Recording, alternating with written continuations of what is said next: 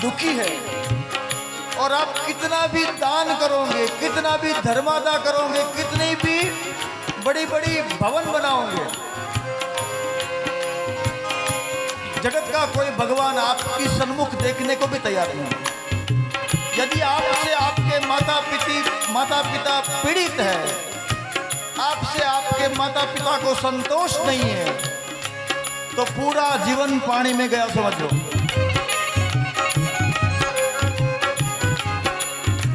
कुछ ना आए, अपने माता पिता की सेवा कर लो, अपना जन्मरा सुधर जाएगा।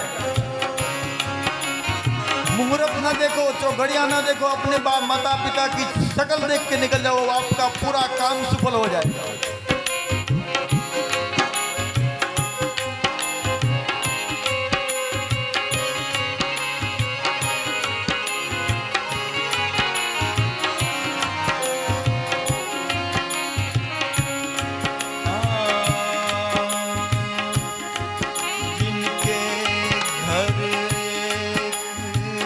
सपूत भयो, जिनके घर एक सपूत भयो, लाख कपूत भया, ओ 3 लाख कपूत भया। एक सपूत हमारे खानदान में हो जाए, फिर लाख कपूत भया न भया, क्योंकि त्रिशब्द भी पिता पूता। 21वीं पीढ़ी को वो सपूत तार देता है। प्रहलाद के सामने नृषि ने उनके पिता हिरण्यकश्यप को फाड़ दिया। लथपथ जीव लहूलुहान भगवान का स्वरूप, 5 वर्ष का बालक। भगवान नृषि ने कहा कि बेटा मांगिए क्या चाहिए। भगवान ने दांत लगाई, आप भगवान है कि क्या है? आप 5 साल के बाप को मार कर कहते हैं कि तुझे क्या चाहिए? हे भगवान, मुझे बाप चाहिए। ये आपकी कैसी करुणा है? आप तो भगवान है, आप चाहे तो उनकी मति घुमा सकते थे, दुष्ट से उनको संत बना सकते थे, मगर आपने वो नहीं किया।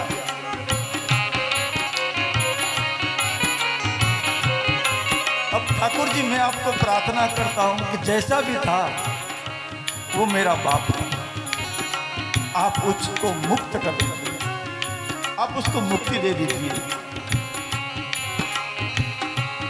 तब हरिनारायण ने, ठाकुर जी ने कहा कि हे प्रहलाद, जिसके कुटुंब में, जिसके वंश में तेरे जैसे भक्ति करने वाले सुपुत्र होते हैं, भगवान को पाने वाले पुत्र उत्पन्न होते हैं, वहां त्रिशब्द भी पिता पोता। 21 पीढ़ी तुरंत ही मुक्त हो जाती है।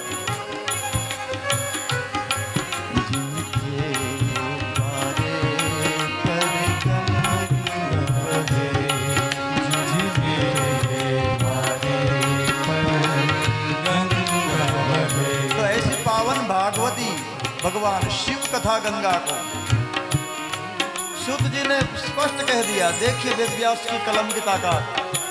सदा से व्यास, सदा से व्यास, सदा से व्या विशेषतः, 3 बार उच्चार किया। समझ समझ समझ, भार दे के कहना होता है तो 3 बार बोलते, तू यार समझ में क्या दुखी होगा।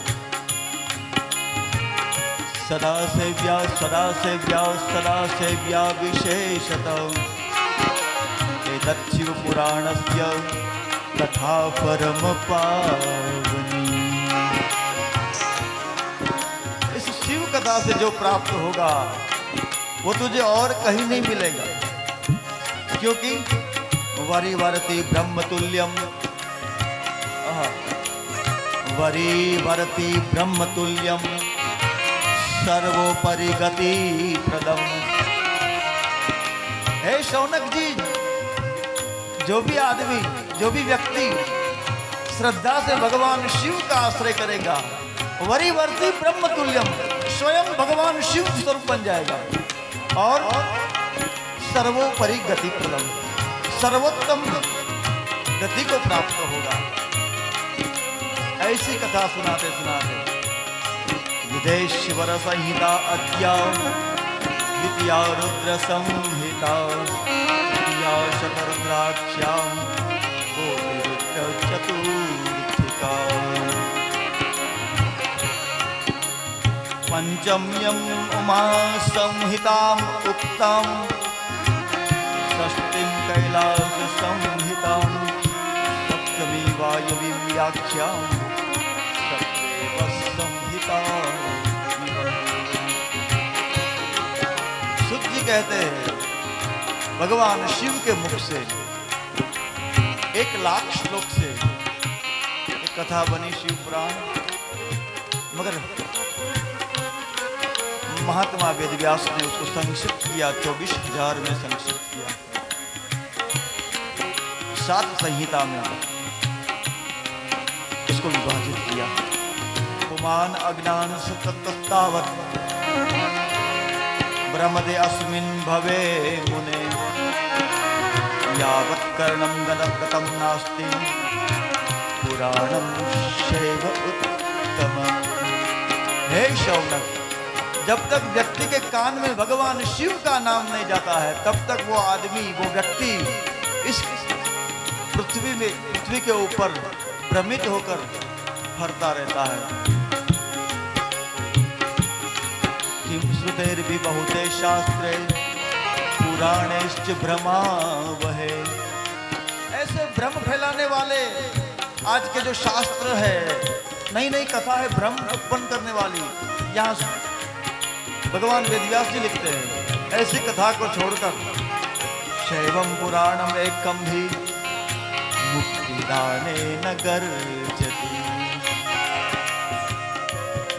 भगवान वेदव्यास जी कहते हैं यदि आपको पितरों को मुक्त कराना है तो भगवान शिव की गाथा से सर्वोत्तम कोई गाथा नहीं है। शैवम पुराणम एकम ही मुक्तिदाने न गर्जति। जहाँ शिव कथा होती है वहाँ भगवान शिव का वास होता है। यहाँ तो स्वयं शिव जी विराजित है और हम शिव कथा में मग्न हैं। तो एक विनती भी कर दूंगा कि ये पूरा जो परिसर है ना, ये शिवालय है। आप अपने जूते को, अपने मोबाइल को, अपनी कामनाओं को, अपनी वासनाओं को मंडप के बाहर छोड़ के आए।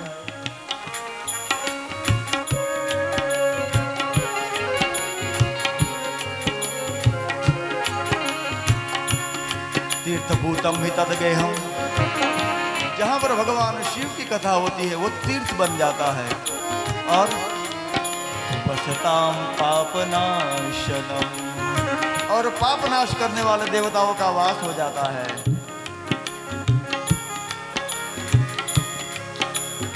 एक बार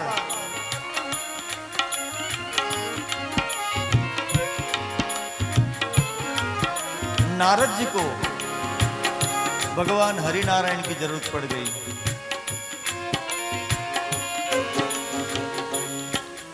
विष्णु भगवान को मिलना था मगर कांटेक्ट नहीं हो पाया, तो बहुत परेशान हुए नारद जी। फिर बाद में बात चल गई, 2-4 दिन बीत गए, फिर हरिनारायण और श्री नारद का मिलन हुआ। तो नारद जी ने कहा कि बाबा आप इमरजेंसी में कहाँ मिलते हैं? मैंने आपको बहुत ढूंढा मगर आपका हमें दर्शन नहीं हो पाया। मैं तो अंतर्यामी हूँ, यहाँ से वहाँ, वहाँ से वहाँ जा सकता हूँ, मगर उस दिन मैं आपको नहीं ढूंढ पाया। तो आपका इमरजेंसी एड्रेस क्या है? यदि हमें तत्काल जरूरत पड़ जाए तो कहाँ आपको ढूंढे? तो हरिनारायण ने कहा कि लिख लो, फोन नंबर, ईमेल, वेबसाइट सब दे दिया। तो आप लोग भी पता चाहिए भगवान का तो लिख सकते हैं, वरना मेरे पास तो है, कभी भी आके लिखवा लेना। क्योंकि हम कथा में बैठते हैं मगर कथा हम में बैठती, आपका कहना है ना, मैं तो अभी बोला ही नहीं। तो हरिनारायण ने कहा कि लिखिए, ना हम वसामि वैकुंठे हे नारद, आपको जब जरूरत पड़ी तब आपने मुझे ढूंढा, मगर वैकुंठ में ढूंढा।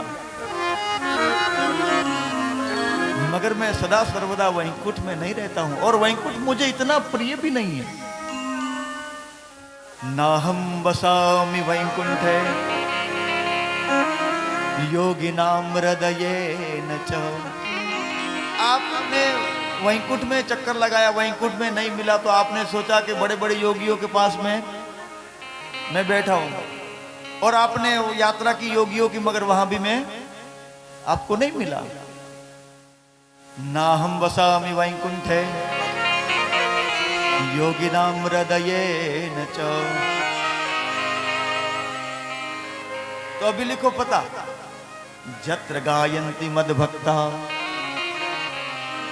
जत्र गायन्ति मद्भक्ता, जत्र गायन्ति मद्भक्ता तत्र तिष्ठामि नारद।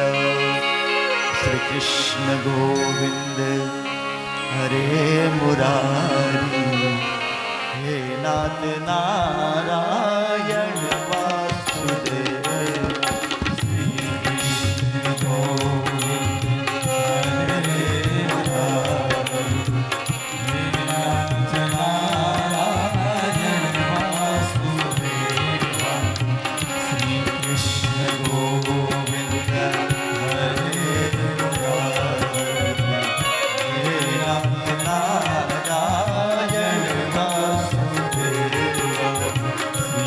कृष्णगढ़ ठाकुर जी की भूमि है, उसको आधा व्रज कहते हैं। हे नाथ नारायण वासुदेव, श्री कृष्ण गोविंद हरे मुरारी, हे नाथ नारायण वासुदेव। श्री कृष्ण गोविंद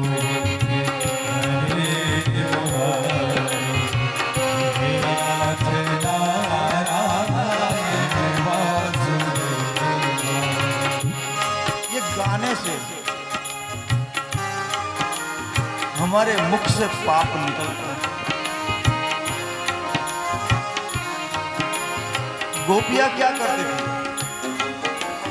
कोई डिग्री नहीं थी गोपियां के पास, न अनुस्नातक थी, न स्नातक थी, न पोस्ट ग्रेजुएट थी, न ग्रेजुएट थी, न पीएचडी थी, न डॉक्टरेट थी। अक्षर ज्ञान भी गोपियां को शायद होगा संभव, कुछ नहीं जानती थी। और आदरणीय श्रद्धेय सत्यनारायण जी का परम श्रेष्ठ भाव गोपी भाव है। उनको गोपी भाव बहुत पसंद था, और वो अपने आप को गोपी कहते थे। गोपी कोई व्यक्ति नहीं है। मैं कानूड़ा तोरी गोवालन मोरल ये ललचानी, ये हमारा भक्त कवि नरसैया लिखता है। नानी बाईरो मायरो आप सुनते ना, वो गुजरात का कवि नरसिंह मेहता परम श्रेष्ठ गोपी भाव को निर्माण करके महात्मा नरसिंह ने जगत में भगवान को साक्षात हाजिर किया। ऐसा परम उत्कृष्ट भाव गोपी भाव। और गोपियां क्या करती थी? सिर्फ गाया करती थी।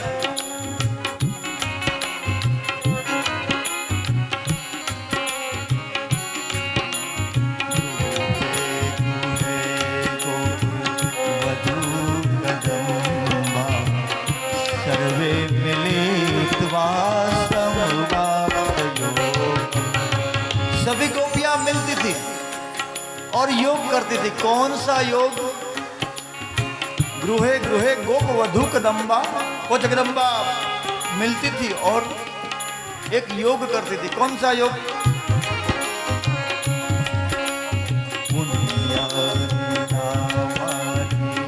पठन्ति नित्यं गोविन्द दामोदर माधवे। श्री कृष्ण गोविंद हरे मुरारी, हे नाथ नारायण वासुदेव। श्री कृष्ण गोविंद हरे मुरारी, हे नाथ नारायण गाने का। तो जितना हम गाते हैं ना जोर से, उतना जोर से हमारे अंदर की पाप, हमारे कलमश निकलती है। जो व्यक्ति जोर से गाता है उनकी जोर से निकलती है पाप। एक जगह मैंने ऐसा बता दिया अड़बड़ाहट में कि पाप निकलता है, और कहाँ जाता है वो पता ना, भूल गया। तो दूसरे दिन एक सज्जन मिलने आया कि बाबूजी आपने बताया कि पाप निकलता है मगर जाता कहाँ पर है। अभी मैं बोल के मैं ही फंस गया। अब उस पाप को भेजे कहाँ पर जाए? ये अभी निकले तो ये पंडाल फट जाए। डोंगरे बाप जी बहुत अच्छा कहते थे कि जो गावे उनका पाप निकले, मगर बगल में बैठा है और नहीं गाता है तो यहां से निकलकर तो हम आए हैं पुण्यार्चन करने के लिए। जितना हो सके उतना पुण्य प्राप्त करना है। ध्यान रखे अगल बगल वाले का लेके न जाओ। तो अगल बगल वाले के अपने आप न घुस जाए, इसलिए भी श्री कृष्ण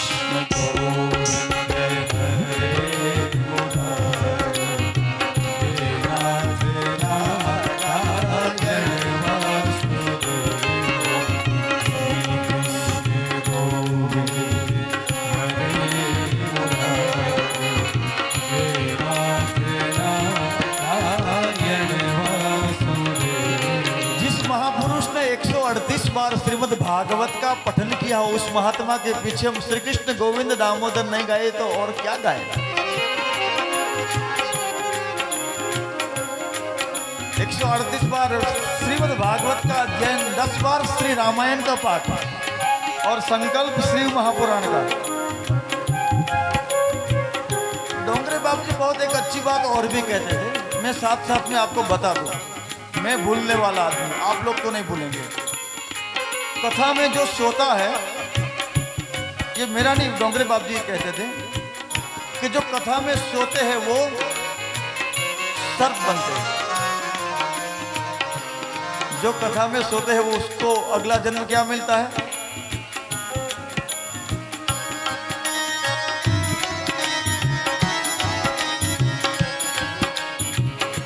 मगर सोए तो कोई तकलीफ नहीं।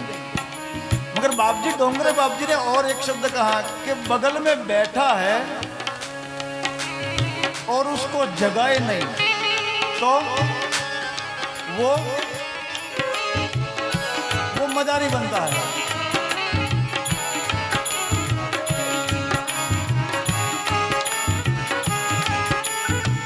तो न तो किसी का पाप लेना है, न हमें सांप बनना है, न हमें मदारी बनना है, हमें तो बाबा की सीधी कृपा लेना। श्री कृष्ण गोविंद हरे मुरारी, हे नाथ नारायण। बोलो श्री कृष्ण गोविंद हरे मुरारी, हे नाथ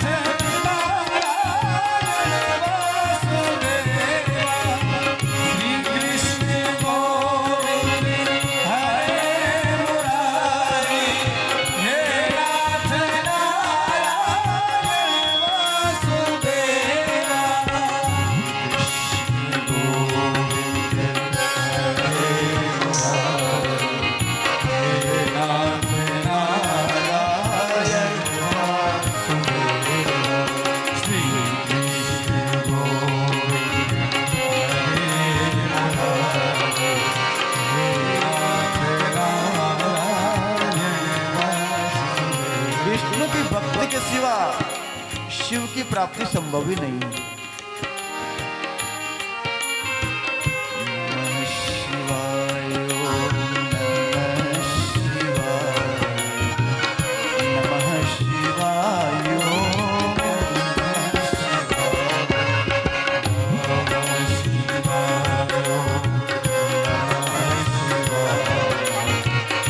नमः शिवाय।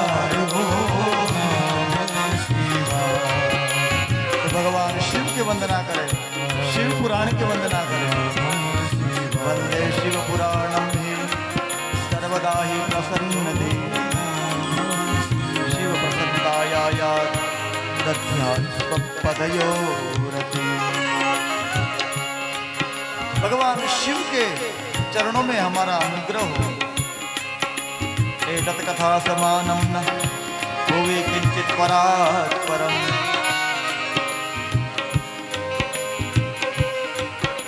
हे शौनक जी, इस संसार में भगवान शिव की गाथा से उत्तम कुछ भी नहीं है। ज्ञान यज्ञ परो अयम, इस ज्ञान यज्ञ से उत्तम यज्ञ कोई है ही नहीं। वै भुक्ति मुक्ति प्रदः सदा शोधनः सर्व पापानां शिव संतोषार्कम्। हमारे पाप समूह को ढूंढ ढूंढ कर भस्म करती है ये भगवान शिव की गाथा। कृष्णाकुला सत्यहीना पितृमातृ विदूषिता दाम्भिका हिंसिका ये च ते अभिशुद्ध्यन्ते नवे। कितना भी पापी कृष्णाकुल सत्यहीन पितृमातृ का विदूषक क्यों न हो, मगर एक बार भगवान शिव का आश्रय कर ले तो सभी पापों से मुक्त हो जाएगा।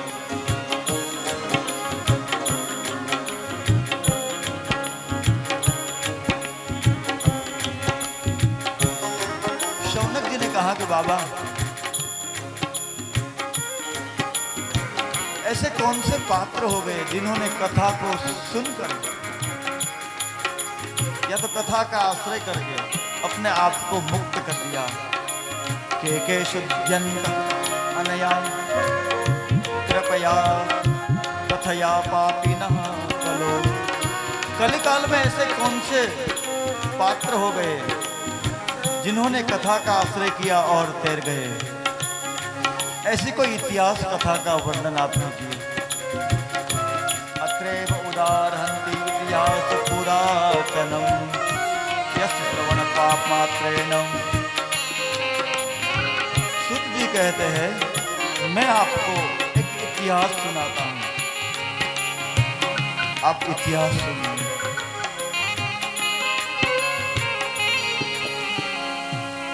महात्मा वेदव्यास की कलम की ताकत देखिए। आसित किरात नगरे ब्राह्मणो ज्ञान दुर्बल दरिद्रो रस विक्रेता देव धर्म परामुख। किरात नाम के नगर में अशिक्षित दरिद्र रस विक्रेता देव धर्म से विमुख ऐसा देवराज ब्राह्मण रहता था। कुछ परम पूज्य न लगाया, आदरणीय न लगाया, कुछ भी पदवी इस ब्राह्मण को नहीं दी। वेद व्यास जी ने सीधे ही लिख दिया, ब्राह्मणों ज्ञान दुर्बल। ब्राह्मण वो है जो नित्य अपने ज्ञान का वर्धन करता है, मगर यहां तो लिख दिया कि ब्राह्मणों ज्ञान दुर्बल। अब तो पुष्कर के इस क्षेत्र में रहने वाले लोग हैं, ब्रह्मा विष्णु और महेश पूजनीय देव है, मगर ब्रह्मा जी के मंदिर पुष्कर और खेड़ ब्रह्मा, जहां तक मुझे पता है 2 ही मंदिर है, अन्यत्र ब्रह्मा के मंदिर प्राप्त नहीं है।